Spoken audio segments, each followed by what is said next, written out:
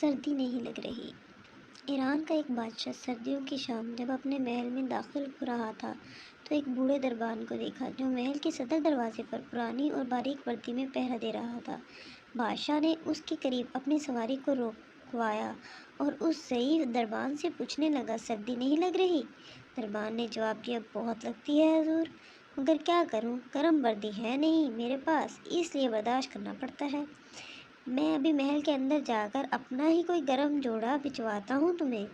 دربان نے خوش ہو کر بادشاہ کو فرشی سلام کہے اور بہت تشکر کا اظہار کیا، لیکن بادشاہ جیسے ہی گرم محل میں داخل ہوا دربان کے ساتھ کیا ہوا وعدہ بھول گیا۔ صبح دروازے پر اس بوڑھے دربان کی اکڑی ہوئی لاش ملی اور قریبی مٹی پر اس کی یخ بس تھا، انگلیوں سے لکھی گئی یہ تحریر بھی، بادشاہ سلامت، میں کئی سالوں سے سردی میں اسی نازک وردی میں دربانی کر رہا تھا، مگر کل رات آپ کے گرم لباس کے وعدے نے میری جان نکال دی۔